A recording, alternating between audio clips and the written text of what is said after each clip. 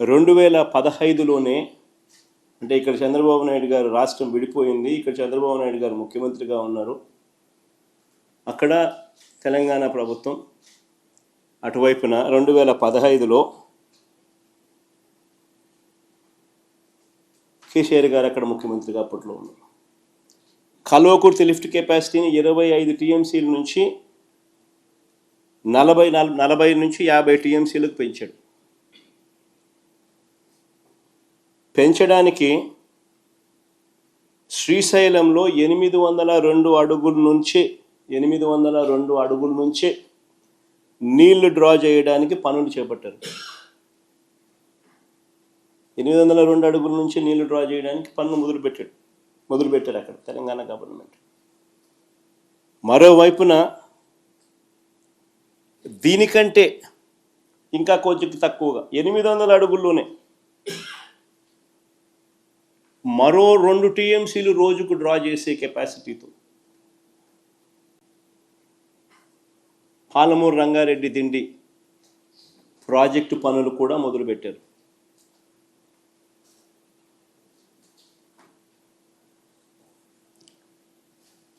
ఇంకోవైపున 825 అడుగులకి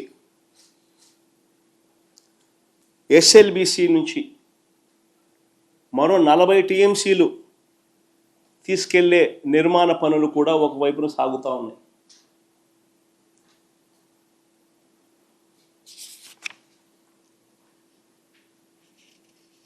మరోవైపు శ్రీశైలంలోకి నీళ్లు రాకమునిపే జూరాల నుంచే నెట్టంపాడు, కోయిల్ సాగర్, భీమా లిఫ్ట్ల ద్వారా మరో 1 టీఎంసీ నీరు అటు నుంచి అటే తెలంగాణ తరలిస్తూ ఉన్న పరిస్థితి.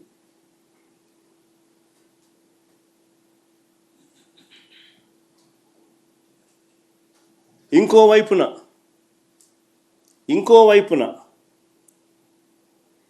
777 అడుగుల నుంచే శ్రీశైలంలో ఎడమవైపు ఉన్న పవర్ హౌస్ ద్వారా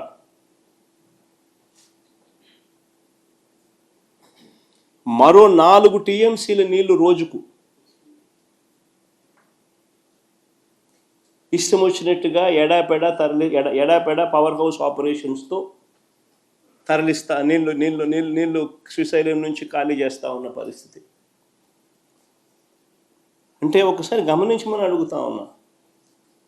ఇప్పటికే పరిస్థితి ఎలా ఉంది అని అంటే 20 ఏళ్లలో పోతిరెడ్డిపాడు కింద 3-4 సంవత్సరాలు, 20 సంవత్సరాలకు గాను 3-4 సంవత్సరాలు మాత్రమే అలొకేటెడ్ కోటా కిందికి నీళ్లు దొరుకుతూ ఉన్న పరిస్థితి మధ్య ఈ ప్రాజెక్టులన్నీ ఇంకో వైపున కడతా ఉన్నారు. పవర్ హౌస్లో ఇష్టం వచ్చినట్టుగా పవర్ హౌస్ అనేది ఎందుకు ఆపరేట్ చేస్తారో కూడా అర్థం కాదమ్మా. ఒకవైపున రాష్ట్రంలో ఇటువైపున ప్రజలు అల్లాడుతూ ఉంటే నీళ్లు లేక, అటువైపున యథేచ్ఛగా పవర్ను 777 అడుగుల నుంచి 4 టీఎంసీ నీళ్లు శ్రీశైలం నుంచి ఖాళీ చేస్తూ పవర్ హౌస్ ఆపరేట్ చేస్తారు. రోజుకు 8 టీఎంసీల నీళ్లు ఈ లిఫ్ట్లు అయితేనేమి, ఈ పవర్ హౌస్ ద్వారా అయితేనేమి శ్రీశైలం నుంచి నీళ్లు ఖాళీ అవుతా ఉన్న పరిస్థితి. వీటి అన్నిటి ద్వారా రోజుకి 8 టీఎంసీల నీళ్లు ఈ లిఫ్ట్ ద్వారా అయితేనేమి, ఈ పవర్ హౌస్ల ద్వారా అయితేనేమి శ్రీశైలం డ్యామ్ నుంచి ఖాళీ అవుతా ఉన్న పరిస్థితి.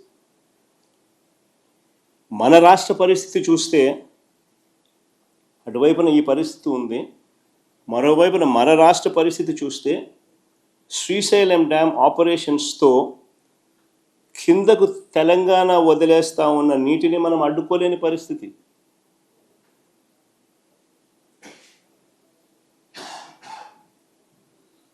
కింద వాళ్ళ పవర్ హౌస్ లెఫ్ట్ బ్యాంక్ వాళ్ళ దగ్గర వాళ్ళ ఏరియాలో ఉంది. వాళ్ళు పవర్ జనరేట్ చేయడం కోసం అత్యధిక ప్రాధాన్యత ఇస్తూ రాయలసీమ ప్రాంతంలో ఏమైతే ఏముందిలే, ఇంకో ప్రాంతంలో ఏమైతే ఏమవుతుందిలే అని అత్యంత ప్రాధాన్యత ఇస్తూ వాళ్ళు పవర్ హౌస్ ద్వారా ఇష్టం వచ్చినట్టుగా నీళ్లు 4 టీఎంసీలు నీళ్లు రోజు కిందికి డ్యామును ఖాళీ చేస్తూ ఉన్న పరిస్థితి మనం అడ్డుకోలేని పరిస్థితి. అటు నాగార్జున సాగర్ లెఫ్ట్ బ్యాంక్లో పవర్ హౌస్ కింద లెఫ్ట్ బ్యాంక్ ఆపరేషన్స్ మొత్తం వారి చేతుల్లోనే ఉన్నాయి. కింద కూడా left bank operations, left bank power house Nagarjuna సాగర్లో అవి కూడా వాళ్ళ చేతుల్లోనే ఉన్నాయి. అంతెందుకు మొన్నటిదాకా మన వైపున అంటే మన భూభాగంలో ఉన్న రైట్ బ్యాంక్ కెనాల్ ఆపరేషన్స్ కూడా వాళ్ళ చేతుల్లోనే ఉన్నాయి మొన్నటిదాకా. ఎన్నికలకు ముందు మళ్ళీ మనం వైఎస్ఆర్సీపీ ప్రభుత్వం ఉన్నప్పుడు వెనక్కి తీసుకున్నాం. తెలంగాణ ఎన్నికలు అయిపోయిన తర్వాత మన ఎన్నికలకు ముందు మనం వెనక్కి తీసుకున్నాం. అంతవరకు మన భూభాగంలో ఉన్న ఆపరేషన్స్ కూడా వాళ్ళ చేతుల్లోనే చంద్రబాబు నాయుడు గారు పెట్టారు.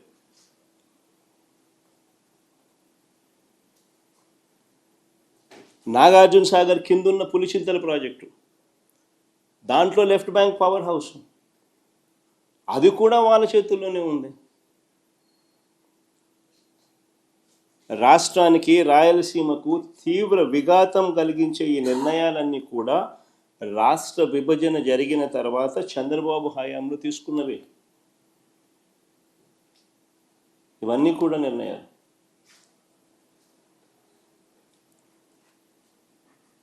అటు చంద్రబాబు నాయుడు పరిస్థితి ఏంటి అంటే, ఓటుకు కోట్ల కేసులో ఆడియో వీడియోలతో అడ్డంగా దొరికిపోయిన చంద్రబాబు నాయుడు గారు నోరు మెదపలేని పరిస్థితి, నోరు మెదపని పరిస్థితి. కానీ అప్పట్లోనే మన రాష్ట్ర హక్కుల కోసం ప్రతిపక్ష నేతగా నేను అప్పట్లోనే కర్నూలులో జలదీక్ష కూడా చేశాను. చంద్రబాబు గారి మౌనం వల్ల శ్రీశైలం ఎగువ భాగంలో తెలంగాణ చేపట్టిన లిఫ్ట్ ప్రాజెక్టులు 2019 వైఎస్ఆర్సీపీ ప్రభుత్వం వచ్చే నాటికే చకచకా పనులు జరుగుతూ ఉన్న పరిస్థితి.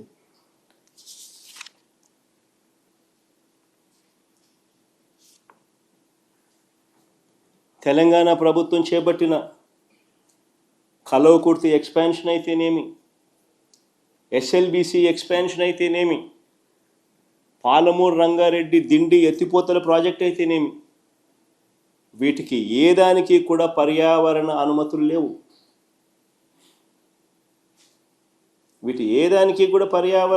లేవు. ఆ పనులు ఆపాలని ఎన్జీటీ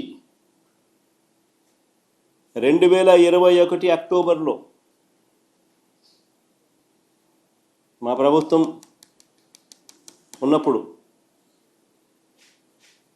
ఆ పనులు ఆపాలని ఎన్జీటీ 2021 అక్టోబర్లో ఆదేశాలు ఇచ్చినా కూడా వాటిని పట్టించుకునే పరిస్థితి లేదు.